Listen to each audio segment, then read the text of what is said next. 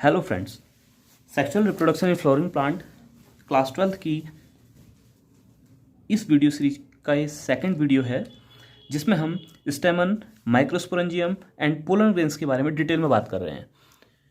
जैसा कि हम पढ़ चुके हैं कि जो स्टेमन है ये बाइलोब्ड और सिंगल लोब्ड दो तरह के हो सकते हैं। अगर एंथर दो हैं तो ये बाइलोब्ड स्टेमन कहलाएगा और इसे डाइथिकस स्टेमन भी बोला जाता है। और अगर ये एंथरलोब सिंगल है तो इसे मोनोथिकस एंथरम बोलते हैं। एक एंथरलोब के अंदर जनरली दो पोलन चैम्बर प्रेजेंट रहते हैं या दो माइक्रोस्पोरेंजियम प्रेजेंट रहेंगे। जैसे ये एक एंथरलोब है तो इस एंथरलोब में दो पोलन चैम्बर आपको दिखाई दे रहे हैं और दूसरे वाले में फिर दो दिखाई दे रहे हैं। लेकिन कुछ एक्सेप्शंस भी हैं। माना एक ही एंथरलोब इसमें है तो कई बार कुछ प्लांट्स में ऐसा होता है कि एक एंथरलोब में दो पोलन चैम्बर ना होकर केवल एक ही पोलन चैम्बर देखने को मिलेगा। और ये देखने को मिलता है वुल्फिया प्लांट में। एक एक्वेटिक प्लांट है वुल्फिया, इसमें ये मोनोथिकस स्टेमन इसमें देखने को मिलता है और मोनोथिकस एंथर में केवल वन माइक्रोस्पोरेंजियम देखने को मिलेगा, केवल एक पोलन चैम्बर देखने को मिलेगा। तो ये डाइथिकस स्टेमन है और इस डाइथिकस स्टेमन का जो ट्रांसफर सेक्शन है वो इधर दिखाया गया है, जिसमें एक एंथरलोब ये है, दूसरा एंथरलोब ये वाला है और एक एंथरलोब में दो पोलन चैम्बर और दूसरे में भी दो पोलन चैम्बर। इस तरह से डाइथिकस स्टेमन में जनरली चार पोलन चैम्बर देखने को मिलते हैं और इन पोलन चैम्बर्स के अंदर पोलन ग्रेन का फॉर्मेशन होगा। अगर हम एक पोलन चैम्बर के स्ट्रक्चर को डिटेल में देखें, क्योंकि ये बड़ा इंपॉर्टेंट क्वेश्चन है सीबीएसई के अकॉर्डिंग, सीबीएसई में ये क्वेश्चन पूछा जाता है, तो एक पोलन चैम्बर के डिटेल स्ट्रक्चर को देखें तो एक जो ये पोलन चैम्बर है आप देख रहे हैं ये वाला, ये जो ये स्काई ब्लू कलर का जो स्ट्रक्चर में बनाया है ये एक पोलन चैम्बर है।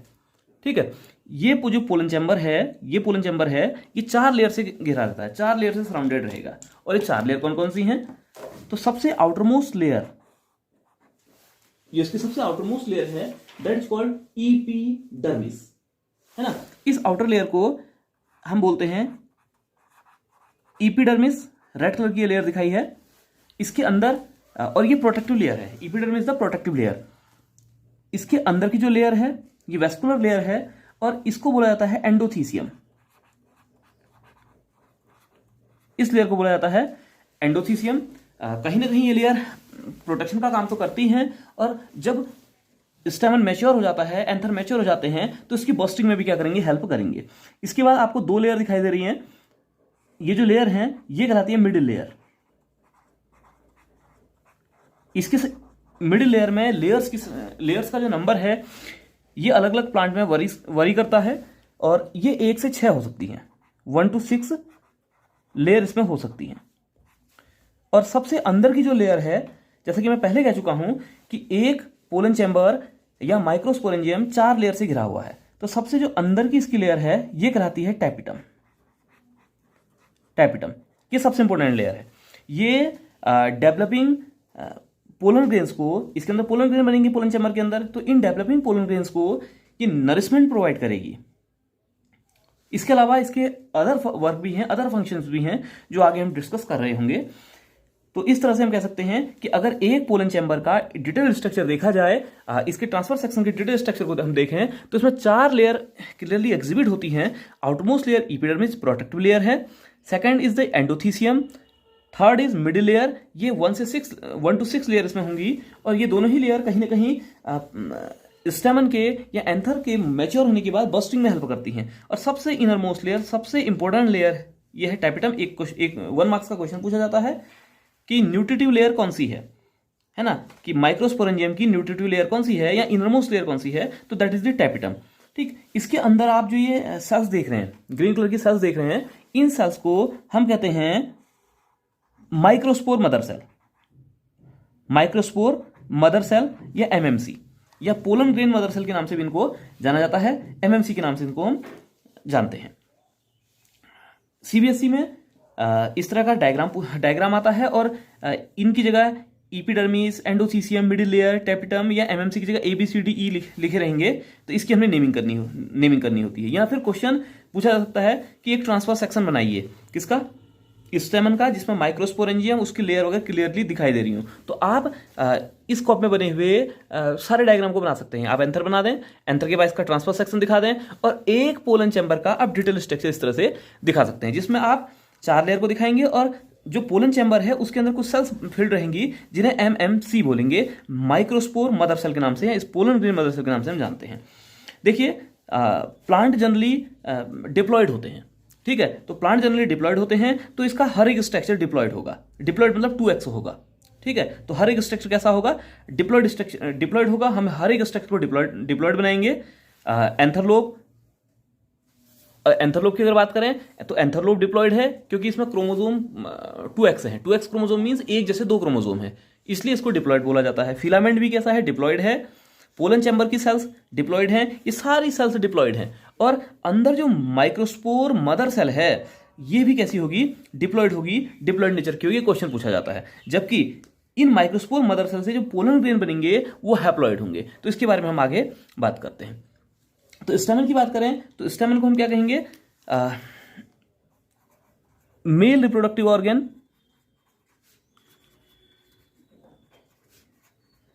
के नाम से जानते हैं। स्टेमन के अंदर पोलन चैम्बर, इन पोलन चैम्बर को माइक्रो स्पोरेंजियम के नाम से जानेंगे, ठीक है। तो स्टेमन को हम मेल रिप्रोडक्टिव ऑर्गन या मेल रिप्रोडक्टिव यूनिट बोलेंगे, और पोलन चैम्बर को माइक्रोस्पोरेंजियम। और पोलन ग्रेन जो इसके अंदर बनेगी, इन पोलन चैम्बर के अंदर जो पोलन ग्रेन बनेंगी जो इसमें दिखाई दे रही हैं, तो ये जो पोलन ग्रेन है ये कहलाएंगी माइक्रोस्पोर जो माइक्रोस्पोर गैमेटोफाइट, माइक्रोस्पोर या मेल गैमेटोफाइट, ठीक है। तो इसको हम माइक्रोस्पोर या मेल गैमेटोफाइट के नाम से जानेंगे पोलन ग्रेन्स को। अब मैं बात करता हूं थोड़ा सा, इसमें थोड़ा सा आगे लेकर चलते हैं क्योंकि टॉपिक खत्म भी करना है आज। तो इसमें हमने देखा कि जो पोलन चैम्बर हैं ये सब डिप्लॉयड हैं, क्योंकि पोलन चैम्बर की जो हर एक cell 2x number of chromosome को कंटेन करेगी, मींस एक जैसे 2 क्रोमोसोम होंगे।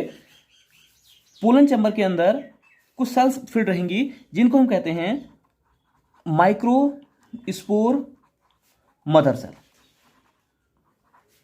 बड़ा इंपॉर्टेंट कॉन्सेप्ट है, ध्यान से सीखिएगा।